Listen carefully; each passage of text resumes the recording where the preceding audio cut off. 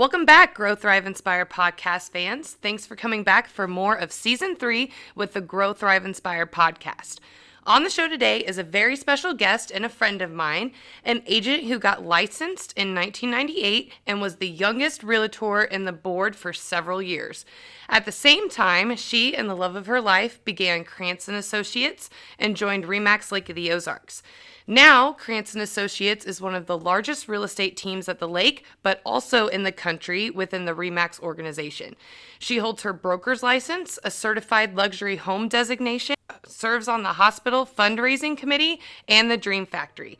When you know her, you just love her. My dear friend, Melissa Krantz.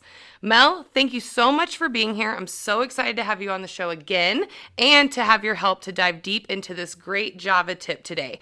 I hope you Grow, Thrive, Inspire fans are ready to get caffeinated with us because we're going to talk about women in real estate, but more importantly, how to balance work life and family life, and maybe get some advice on even how to work with a spouse, and I'm pretty pumped about it. Well, thank you for having me. I'm very excited to be here.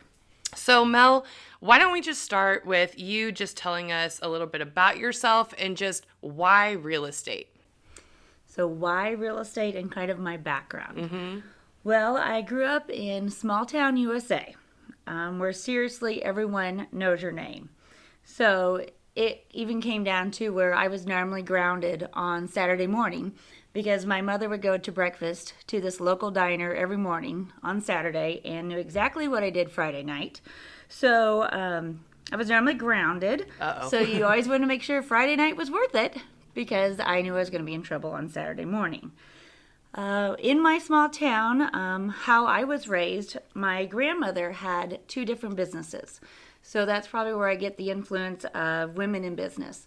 She owned a funeral home, and then she also owned a flooring and furniture store. Oh, awesome. So her background was her husband died suddenly. He was like 47 and was raising 5 children on her own. And I just had that influence my entire life that, okay, as a woman, I could do whatever I wanted to. So we had that family business. My other aunt owned a local jewelry store. My grandfather was a postmaster. And then I also went to work for Jeff's family when I was in high school and college. So that's how we met up.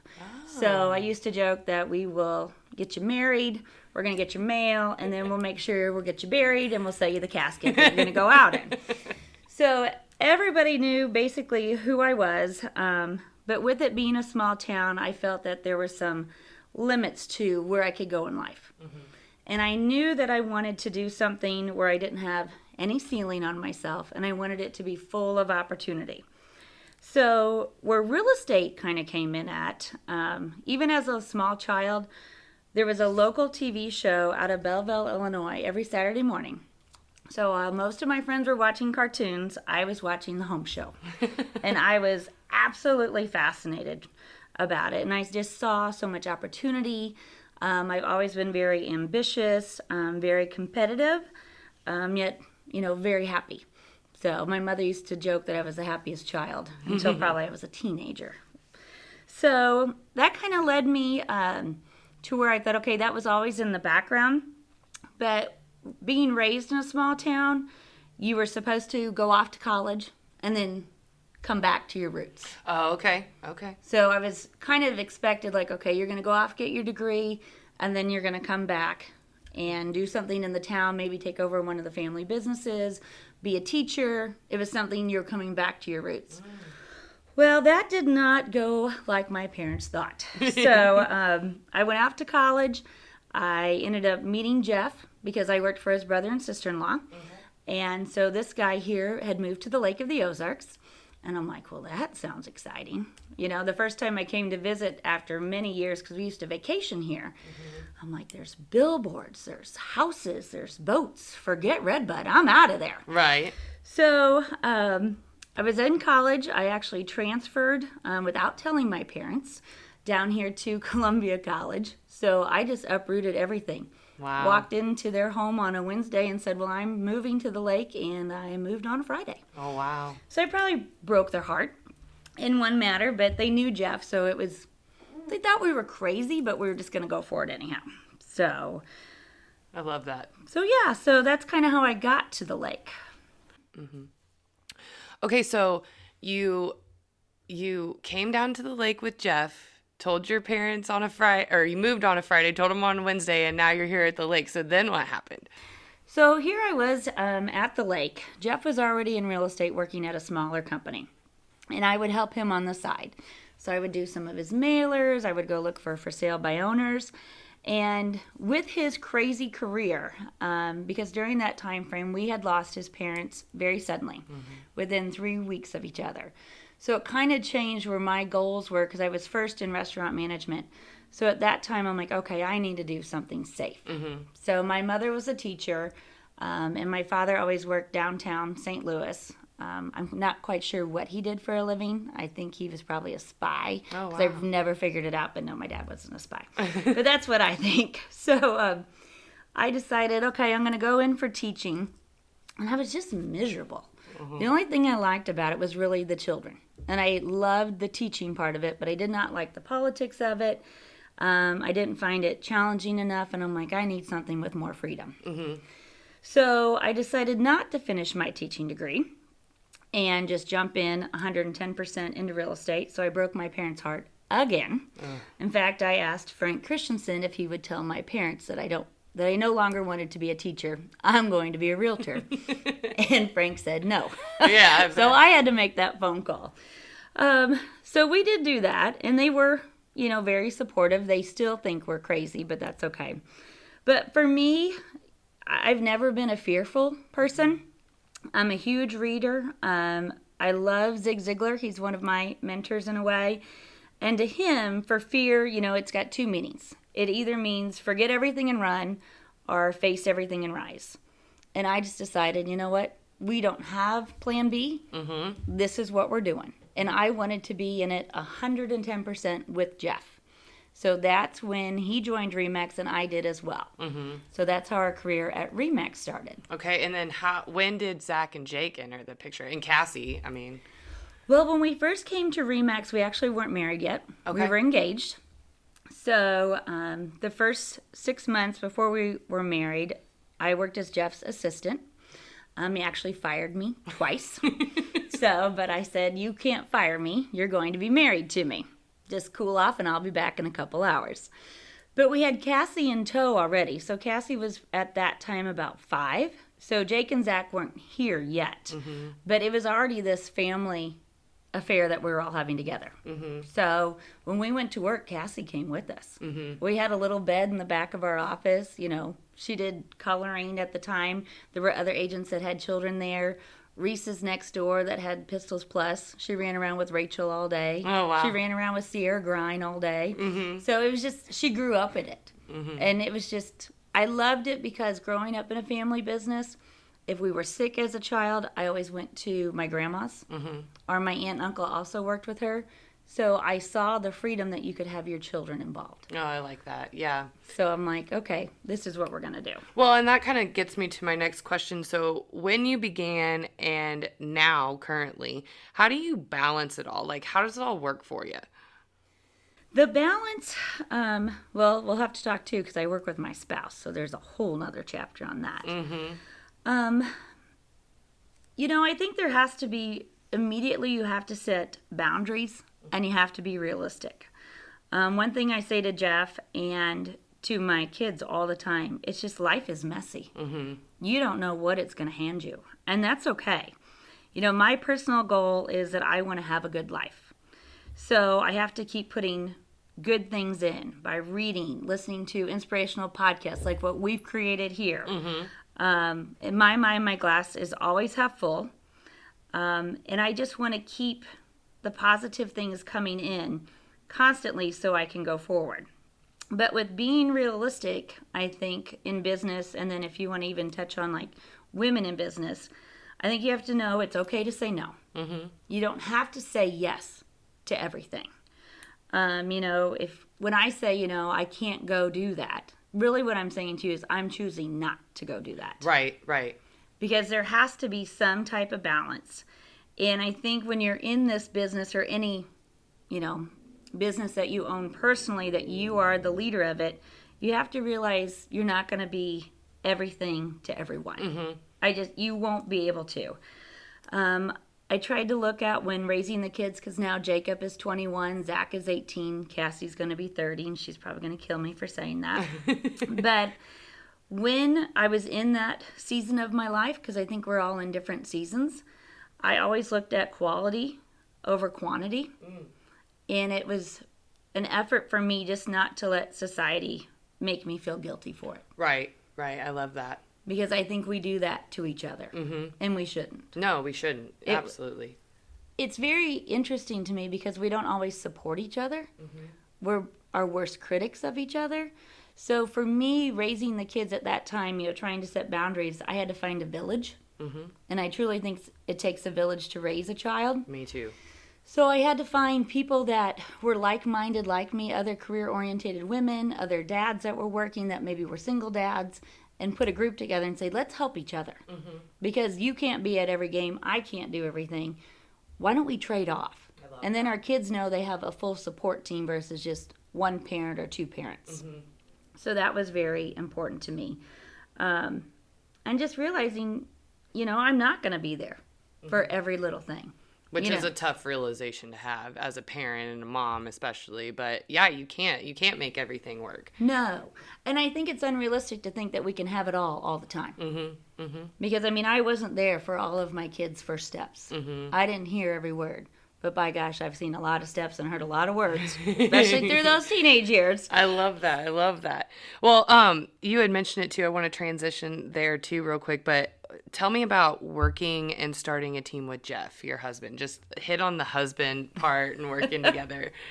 Well, I think, working with your spouse, there's not a handbook that anyone gives you. Kind of like when you first have if you have children, you have them in the hospital most likely, and they hand them to you. There's no guidebook for it. Yeah, there's no rule book. No. Mm-mm. They just give this little thing to you and say, here, good luck. Yeah, take care of it. And that's what it felt like working with your spouse, and, besides getting fired the first 2 times, I haven't been fired since, but it was a learning curve. And I think for anyone that works with their spouse or even a business partner, you have to learn each other. For us, it was unique because at home, I am a different person than I am at work. Oh, nice. Yeah. So not that I'm not quiet. I'm loud at home. I'm assertive at home, but not like I am at work. Mm-hmm, mm-hmm. There is another side to me. So that's where Jeff had to figure out. He's like, wait, you always kind of dote on me. You have laundry done. You have the kitchen. You cook meals. Who are you? Mm-hmm. And I was like, get out of the way. Yeah. This is how I work, know. Yeah, I'm home mode now. Yeah, so I can relax at home and I'll dote on you and all this. Not that I don't at work, but I'm like, I'm here to work and make money and serve my clients, and you'll be fine. Yeah. I just was like, so we had to learn that. But I think if people go into it thinking it's not hard, it's so hard. Yeah. Especially at first. I cannot tell you the wing-dinger fights that we used to have. And they were power struggles. Mm-hmm. And we had to learn who each person was, where his strengths were, where mine were, where he was weak, where I was weak. So, getting through that, we had to really get to a point where we were both emotionally mature. Mm-hmm. Because our early discussions were not. They were all emotion-based. Yep. We had to get to the point where we respected each other at work as much as we did at home. Oh, I love that. Because we didn't have issues at home. It was power struggles and, not trusting the other person. Mm-hmm. So you had to get to that trust point. And then we also had to know that whatever decision that other person made, we had to believe, and I do believe, he made the best decision at the time with the facts that he had. Mm-hmm. I cannot go back around him and say, you shouldn't have done that. Right. You got to have 100% backing on each 100%. side. Yep. Mm-hmm. So once we got to that point, and that was from going to other mentors, going to conventions, talking to other people that worked with their spouse, tell me how that works for you. How do you handle resolution?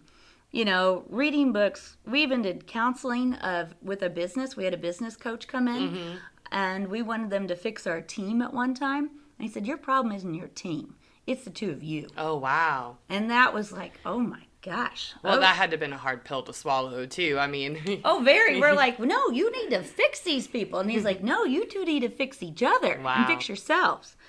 So that was enlightening. But I think once we figured that out, and I don't think you can figure it out at the very beginning. Mm-hmm. You've got to work through it and just try to educate and know you're not alone. Now that we've been together in the business for almost 25 years together, now we can pay it forward and help other people working together. Because it's not just at your spouse, it's just also any business relationship. If you're going in 50-50, you need to make sure that you're at the same area in your life to where you can say, I trust you or you trust me, and then we'll go. I love that. And if we screw it up, we'll figure it out together. Yeah, and we got to be a team. Yes. For sure. Completely. Well, let's talk about setting boundaries and just being realistic, because I'm sure that was highly needed when you began your journey, not only for, your family life and your professional life, but also just as a woman in general entering the industry. So tell me a little bit about that. Well, I think with, going back to boundaries and being realistic, for me, what I had to get to in my own life was figuring out, to make this work, first it has to be about me. Then I'm a wife, and then I'm a mom. And I'll tell any new person, any woman that's getting married, if you're going into this, here's how I would set it up. Because if I'm not okay with me, then I'm not going to be a good wife. And then if if that relationship's broken, then I'm not going to be a good parent. And the fact is, the kids are going to leave you. They're not staying forever. So it's always been very clear to our children, here's the deal. Our relationship, mom and dad, that's one of the most important things. So we're going to go on date nights. We're going to do our own thing. Yes, you are absolutely the light of our lives. We're going to take care of you. But if we're broken, then the whole rest of this family's broken. Right. And now that they are leaving, they laugh. They're like, oh, we know. You guys are going to go do your thing. And I'm like, yes, because you're going to go on to do your life. Right. But I know if I'm not okay now, because I used to be terrible. And it's these seasons. It was all about the kids. It was all about work, or it was all about this. Then if I'm broken, I'm not good to anyone. Right. So I've got to take time for me to do things as well. So I'm stable and happy.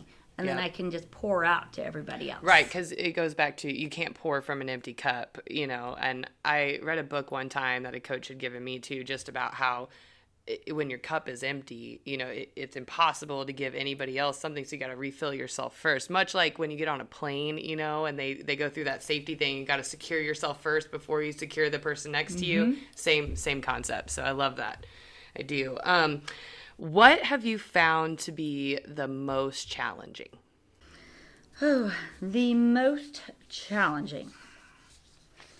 What's good and bad about real estate is the people. And I went into this business because I love people. I find them fascinating. I think if you can understand that not everything is going to be perfect. We're not perfect as people. Our society isn't perfect. But that we'll do the very best that we can in each situation. And to know that I don't always have to have the answers.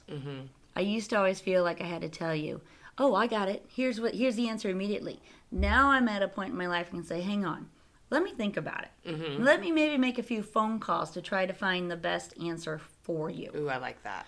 Because otherwise you were just spouting out and spewing at the mouth, telling people things, and I'm like, I don't even know what I told them. I need to rethink what's going on here. So I think just the challenging is timing. You have a lot of stress with it, but just taking a step back and realizing I can have a few moments to think about it or reach out and then come back with the best answer. Would you consider yourself in that same, with that same mindset, would you consider yourself back then to be almost like a perfectionist or trying to be a perfectionist? That's why you realized that it was just like, I have to say no, because I'm very much the same way. I have to have stuff done, and then when it's not done, I'm stressing out, and then I'm like, okay, wait, hold on. I don't have to do this right now, and it's so hard to balance that internally. I think it's so hard, and I think, too, when I started, I was so young.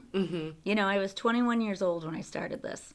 I remember someone giving me an earnest money check, and I'm like, well, what do I do with this? And I couldn't believe, and thank goodness for all those good people out there that believed in me, because I was a hot mess. I mean, I don't know how they let me help them do their largest asset transaction, and sometimes their lifetime in there. I'm like, oh, okay, I can, sure. Clueless. Yeah. So it's just such a learning curve, and I think that's part of the challenge of real estate. It is a huge learning curve. But if you surround yourself with good people, you're at the right company, you can be successful, but you can't do it without people. Mm-hmm. Well, and what I've learned so far in the industry too is you can never stop learning. Like if you put yourself in a position where you're like, I don't need to learn anymore, and get that, kind of cocky mentality, that's when you're just like, that's a disservice to you and your business. Anybody in this industry just needs to be an open book all the time, in my opinion. There's so much. It's always changing. It is. It's always It's always changing. I think that's one of the things I love about it. Mm-hmm. But I think what's interesting with real estate and what I love about it too is because we're exposed to so many different people. Oh, yeah. So that's one of my favorite things about this career. It's the people we have gotten to meet. A lot of our clients have become very good friends. Mm-hmm. They have influenced us in so many ways. And probably too because we're a second home market. I would say probably at least 65% because we are getting more full-time people here.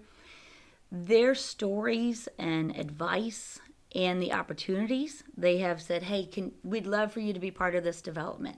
Or, hey, come to our house. This weekend we've got all our family, learning from them, seeing how they interact with their children. Oh, that's cool. They're happy, they're successful. I can't thank these people enough. Mm-hmm. We would not be where we are today without having the exposure Mm-hmm. to the people that we have. I love that. So, how about the most fun? the most fun, again, I think it comes back to the people. Mm-hmm. I find, our life works better if you're more into curiosity versus judgment.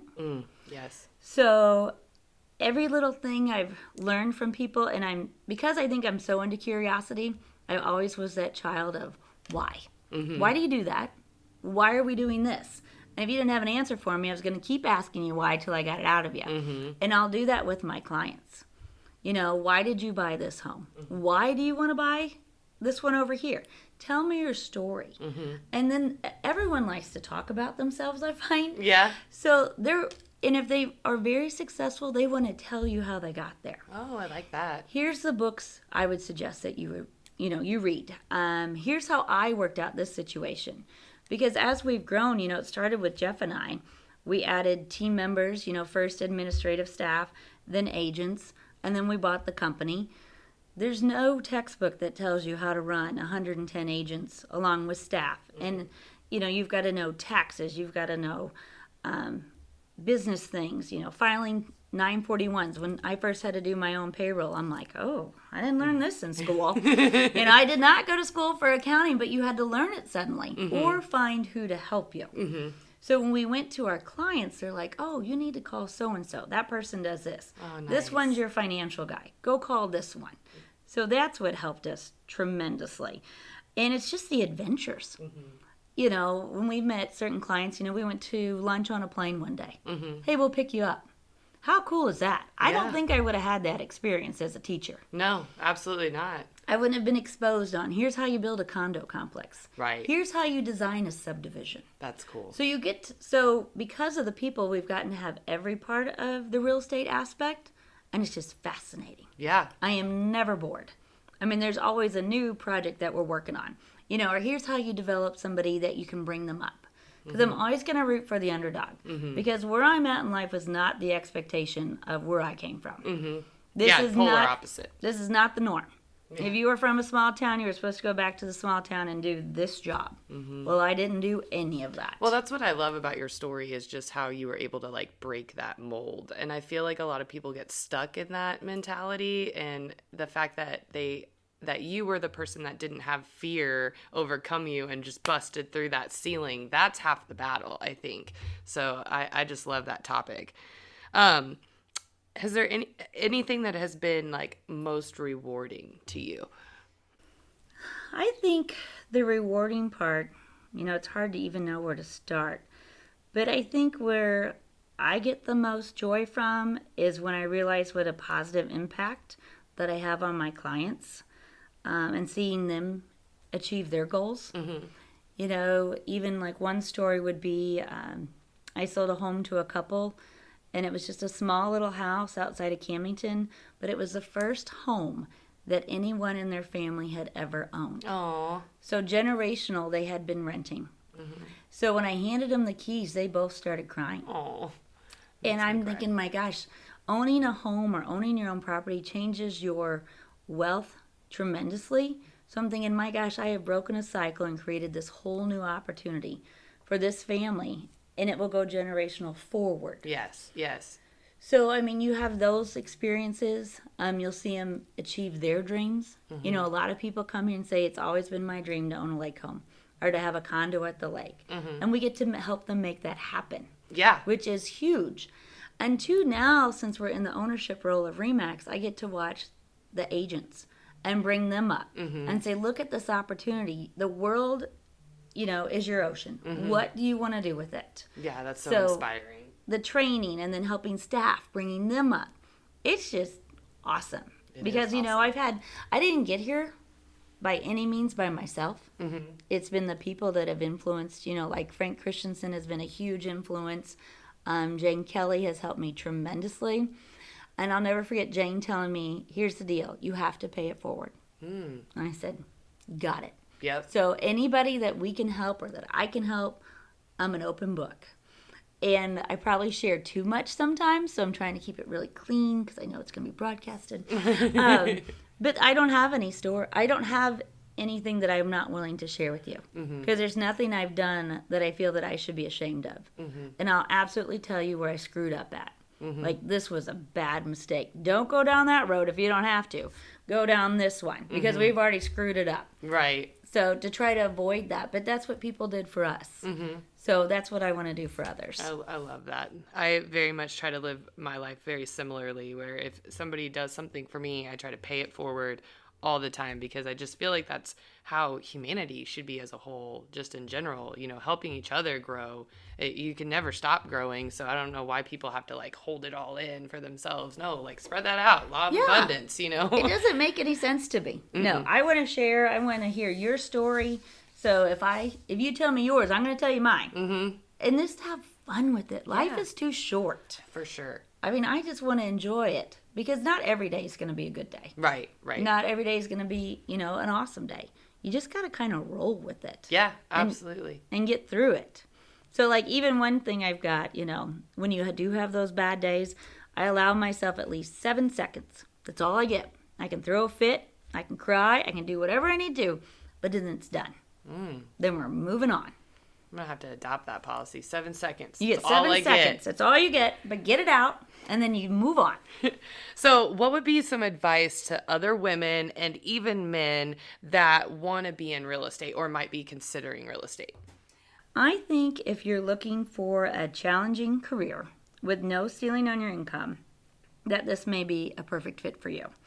But I think when you go into it, you know that it's not going to be easy. I think society kind of plays real estate, especially in this hot market, that, oh, it's so easy. All you need to do is answer the phone and you roll with it.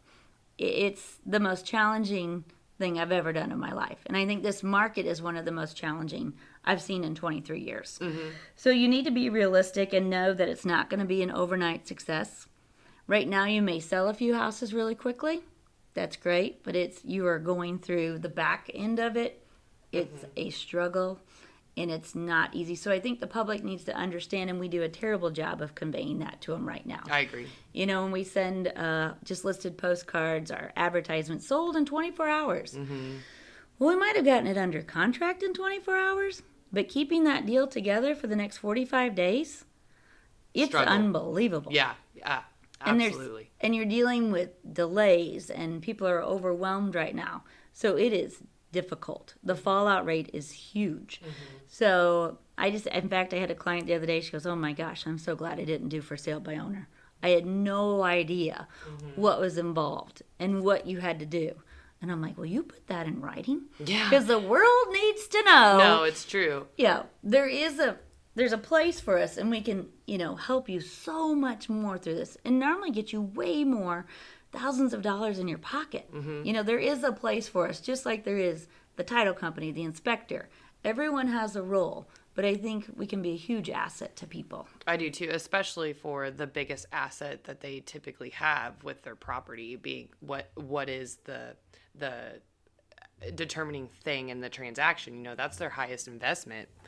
for most people. So absolutely, you're going to need a team to get through that. So No, it just baffles me. It's kind of like if you have any type of illness, you want to go to the very best doctor. absolutely. You know, if you're going to get in a lawsuit, you want the very best attorney. Mm-hmm. So if you're going to sell your property, go and get yourself the very best realtor. Yeah. And let them go to work for you and use their expertise and their skills for you. Yeah, I love that. So can you share with us just some of your future goals that you might have? My future goals. Well, can I say I'm just getting started? Yeah. I love that too. You know, it's interesting. I just got done reading this book called The Philosophy of Money that was actually recommended by us by a really well-known developer that's been so successful. And part of it is, you know, when is enough enough? Mm-hmm. And what I found interesting is I feel like we have accomplished so much so far. And it's not anymore about, I need this new thing, I need that. Now it's at the point I want to give back and make a difference. Mm-hmm. So it's not just about me and my family anymore. It's how can we make huge impacts now in other people's lives. You know, with RE/MAX, how can we spread that out and show the community what more we can do? Mm-hmm. You know, even with the charitable foundation, I was one of the founding members of that. And we've almost given out $500,000 to our community. I know, that's huge. And I look at it as we're just getting started. Yeah. You know, new goals have to be made, and what else can we do? Mm-hmm. So I think that's part of my future. You know, not just give on a smaller scale, but how can we make a difference on a larger scale? Mm-hmm. Mm-hmm. Well, something else that I want to touch on, Mel, before I just ask you a couple little rapid fire fun questions, just on this Java tip today. I'm sure that we have some Grow, Thrive, Inspire podcast fans listening, even some ladies listening, and I just would like you to give them a shout out if they are sitting here listening to this episode just on the fence about anything, second guessing themselves in any way, or finding themselves kind of trapped and stuck and not ready to make a leap. Like, what would you say to those listeners? I think, first off, you need to believe in yourself. Mm-hmm. Because I think some of us, if we're just thinking of just women, but I think it happens, I know it happens to men as well. Me too. You've got to figure out what you want. I'm a big listener of Brian Buffini, and he will ask you, what's your why? Why are you doing what you're doing? So if you're stuck, why are you stuck? And there's got to be something else that you want out there that's better for you and your family. And I think with real estate, it allows you freedom. Mm-hmm. You know, I think it's scary for some people to go into it because it is basically all commission-based. Mm-hmm. But with that, you can do whatever you want with it. Mm-hmm. You can dictate your time. You know, I wanted that for myself because I saw growing up in a family-owned business, they wanted to go on vacation. I don't have to ask anybody if I want to go on vacation. I determine my own schedule. Now, at the very beginning, I think everybody has to be realistic to know you're not always going to control your schedule. Right. That client is. Because you are going to have to make your sales. You're going to have to be available. But once you get rolling, you can create a balance. Mm-hmm. You know, my career today is in a whole different spot than it was 22 years ago, or sure. 23 years ago. We were running like chickens with their head cut off. Yeah. And that's just part of it, but I think it's any small business that you start. Mm-hmm. But I think you have to believe in yourself. You know, I love Napoleon Hill. And one of his quotes is, you know, and it was written back, I think, started in the 40s and 50s or whatever, and he even researched everybody, you know, prior to him. But it says, the man that thinks he can accomplish something is already a step further. Mm. So you've got to believe that you can do this. And you might get beat down sometimes, but you're going to have to find a group around you. You know, when we first came to RE/MAX, they inspired me. And I would go around and listen to people's conversations. I wanted to hear, what do you say to clients? How do you interact with them? I wanted to talk to their admin. Where do you order supplies? How do I do this? How do you run a file? Mm-hmm. And everyone shares. Yeah. So I do believe in our company, and I am going to tote on our company because I'm completely proud of it, but we do believe in law of abundance. We believe in sharing and constantly being learning based. So as everyone, you know, yes, we compete against each other, but we're growing together. Right. Right. And it's a safe environment. That's the thing that I like about it. You know, nobody ever has a dumb question because we've all been there before. So we're all going to figure it out together, and nobody's going to feel dumb for asking, if that makes sense, you know? Oh, So, no, and you're better off to ask, because once you screw it up, you have to normally write a check for that. And once you do that a couple times, you'll learn not to do that anymore. So if I can save you, just call me. Yeah. You know, I'll walk you through it. And that's to any client out there, too. You know, just call your realtor. Ask them, is this a good move for me to make? You know, because sometimes people will do different things to their properties. I'm thinking, oh my gosh, that's not going to bring you any value back. If you're doing it for your own enjoyment. It may not be a good ROI on your investment. But if it makes you happy, then go for it. Right. But if you're looking at it for investment, let's have a conversation first. Yeah, absolutely. No, I love that advice. So, okay, just a couple quick rapid fire fun questions about Mel, because I always learn something from you every time we're together. So what's one thing that what's one thing about you that not many people know? My gut tells me that not everyone knows that I love Frank Sinatra. Ooh, I love Frank.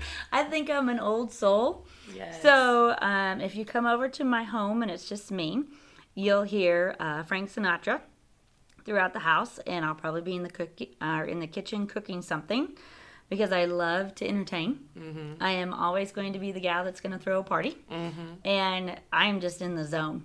And my husband just cracks up because he goes, not Frank again. I'm like, he's awesome. Come on. I love Frank Sinatra. Okay, what's one of your favorite books? One of my favorite books is Think and Grow Rich by Napoleon Hill. I read it when I was 23, and I think that was one of my game changers. Really?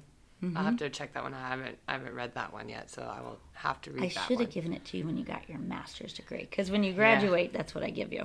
Oh, really? So you get money and you get that book. Yes. And I'll give you more money if you tell me what that book was about. Ooh, there you go. So I want them to learn from it, because nobody in high school or college told me about this book. Not one person. So it was another realtor said, you should read this. And it was fascinating. And it talks about how you're influenced by other people. Your spouse, who you pick, is very important, because either that person supports you or doesn't support you. So I love that. it was perfect. Okay, last one. What's your favorite place to let your hair down here at Lake of the Ozarks? You know, we have a lot of cool places here at the lake. For me, I would say anywhere with music. So I know you love to dance like I do. yes, yeah, I'm normally the first one out on the dance floor at any company function. But it's fun. And I love to have fun. And I think if we're not having fun, we're doing ourselves a disservice. You know, let your hair down. Make fun of yourself. Because we're not perfect. Just laugh at it. So anywhere with music, I just find it enjoyable. So that's where you'll find me, probably looking like an idiot. And that's okay. Yep. I will own it. I'll be out there. I'm the same way, because I'll be the first one on the dance floor too, but I don't really care what anybody says, because I'm having a blast. Exactly.